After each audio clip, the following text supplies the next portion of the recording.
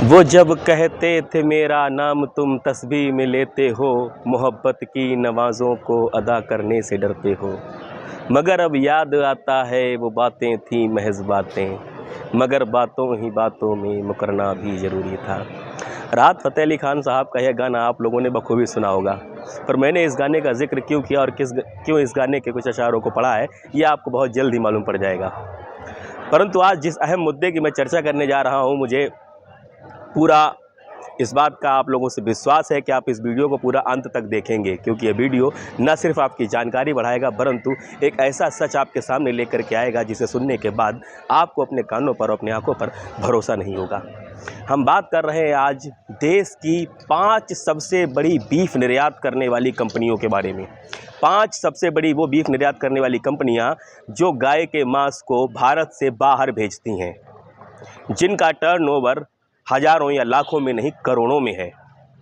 यह बीफ निर्यात करने वाली कंपनियां जहां पार्टियों को चंदा देती हैं, वहीं कहीं न कहीं कुछ पार्टियों के मुंह पर एक ऐसी कालिख भी पोंछ सकती हैं जो यह कहते हैं कि हम आए हैं तो गौर अच्छा करेंगे, हम आए हैं तो देश हित में काम करेंगे, हम आए हैं तो हिंदू जन जागरण के लिए, हिंदू उत्थान के लिए, देश के उत्थान के लिए कार्य करेंगे। परंतु क्या हो जब इनकी सच्चाई ऐसे खुल कर के सामने आ जाए। मैं बात कर रहा हूं सबसे बड़ी बीफ निर्यात करने वाली कंपनी अल कबीर की। यह देश की सबसे बड़ी कंपनी है, सबसे ज़्यादा मात्रा में बीफ को निर्यात करती है, किलो में नहीं टनों में निर्यात करती है। बीफ अर्थात गाय का मांस सबसे ज़्यादा निर्यात करने वाली कंपनी अल कबीर है। नाम सुनकर के आपको ऐसा लग रहा होगा शायद इसका कोई मालिक मुस्लिम होगा, शायद इसका कोई ऑनर मुस्लिम होगा। नहीं, चिंता मत करिए, मैं पूरी जानकारी दे रहा हूं। अल कबीर देश का सबसे बड़ा बूचड़ खाना चलाने वाली कंपनी है। तेलंगाना के मेडक जिले के रुद्रम गांव में इसका बूचड़ खाना है और इसके मालिक है सतीश सब्बरवाल जी। इसके मालिक हैं सतीश सब्बरवाल जी। गौर रहे और सनद रहे, यह बूचड़ खाना अल कबीर एक्सपोर्ट्स प्राइवेट लिमिटेड के द्वारा चलाया जाता है। मुंबई के नरीमन पॉइंट से लेकर के मध्य पूर्व के कई देशों में, कई शहरों में इसके ऑफिसेज हैं, जिनमें से दुबई, जद्दा, मदीना और रियाद, अबू धाबी, दम, मदीना, मस्क, दोहा, खरमिस और सिन्ना शामिल हैं। यह कंपनी अगर हम बात करें तो तकरीबन इसका पिछले साल का टर्नओवर जो था बीफ निर्यात करने से इसकी आय में जो मुनाफा और इजाफा हुआ था वो 650 करोड़ रुपए था। यानी कि बीफ निर्यात करके इस कंपनी ने जो टर्नओवर कमाया वो 650 करोड़ रुपए था। अब आप समझ सकते हैं। इसके अलावा बीबीसी के एक रिपोर्ट के अनुसार उससे हुई बातचीत में कंपनी के मालिक ने कहा कि धर्म और व्यवसाय दो अलग अलग चीज़ें हैं, इनको आपस में नहीं जोड़ा जाना चाहिए। हालांकि इस बात को मैं भी मानता हूं और ये बात बिल्कुल सही भी है कि कभी भी धर्म को और व्यवसाय को एक साथ नहीं जोड़ा जाना चाहिए, क्योंकि धर्म एक अलग चीज़ है और व्यवसाय एक अलग चीज़ है। अब हम बात करते हैं दूसरी सबसे बड़ी कंपनी की, अरेबियन एक्सपोर्ट्स के मालिक। इसके मालिक है सुनील कपूर जी और इसका मुख्यालय मुंबई के रशियन मेंशंस में है। बीफ के अलावा कंपनी भेड़ के मांस का भी निर्यात करती है। इसके निदेशक मंडल में बिन्नत नागनाथ, मुडमुले, विकास मारुति, अशोक नारंग है। यह दूसरी सबसे बड़ी कंपनी है जो बीफ का निर्यात करती है। इसके अलावा MKR एक्सपोर्ट्स, जिसके मालिक मदन एबट जी हैं, कंपनी का मुख्यालय दिल्ली में है और इसका बूचड़ खाना पंजाब के मोहाली जिले के समगौली गांव में है और जिसके निदेशक सनी एबट जी हैं। इसके अलावा अलनूर एक्सपोर्ट्स, जिसके मालिक सुनील सूद हैं। मैंने जिन अभी सारी कंपनियों के नाम लिए, आपको नाम सुनने के बाद और बीफ का नाम जानने के बाद में कहीं ना कहीं अंदेशा रहा होगा कि इसके मालिक मुस्लिम होंगे, पर इनमें से एक भी मालिक मुस्लिम नहीं है, ये सब के सब हिंदू हैं। इसके अलावा दूसरी बात, सबसे बड़ी बात इसके अलावा एक आती है AOB एक्सपोर्ट्स, जिसका बूचड़ खाना उन्नाव के उत्तर प्रदेश के उन्नाव में है और इसका मांस का संस्करण संयंत्र भी है। निदेशक OP अरोड़ा है और यह कंपनी साल 2001 से काम कर रही है। यह मुख्य रूप से बीफ का निर्यात करती है।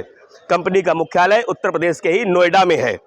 इसके मालिक अभिषेक अरोड़ा AOB एग्रो फूड्स के निदेशक हैं और इस कंपनी का संयंत्र मेवात के नूह में है।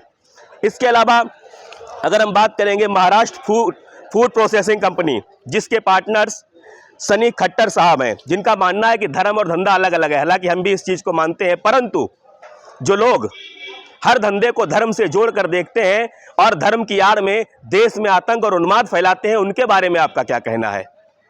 इसके बाद हम बात करते हैं कनक एडर्स। कनक एडर्स ये कंपनी बीफ का निर्यात तो नहीं करती है, परंतु बीफ की पैकेजिंग जरूर करती है और इसके मालिक राजेश स्वामी जी हैं। इनका भी कहना है कि इस व्यवसाय में हिंदू और मुस्लिम दोनों मिलजुल कर काम करते हैं, धर्म का धंधे से कुछ भी लेना देना नहीं है। इसके बाद अश्विनी एग्रो एक्सपोर्ट्स तमिलनाडु के गांधीनगर में है, जिसके मालिक राजेंद्र जी हैं। इसके अलावा पुण्य प्रोडक्ट्स एक्सपोर्ट्स, जिसके मालिक एस शास्त्री कुमार जी हैं। ये कुछ कंपनियां थी, 6-7 कंपनियां जो बीफ का निर्यात बड़ी मात्रा में करती हैं। निर्यात अर्थात कि देश से बाहर भेजती हैं।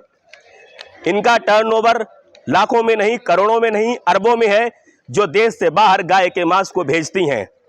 पर क्या हो, अब मैं याद दिलाता हूं कि मैंने जो पहले लाइन पढ़ी थी उसका मतलब क्या था। उसका मतलब यह था कि जब कोई पार्टी या कोई भी व्यक्ति यह दावा करके सत्ता में आए और यह कहे कि मैं गौ हत्या पर प्रतिबंध लगाऊंगा, मैं गाय के मांस के निर्यात पर प्रतिबंध लगाऊंगा, मैं ऐसे सारे कार्य करूंगा जो हिंदुओं के राष्ट्र के उत्थान के लिए हों।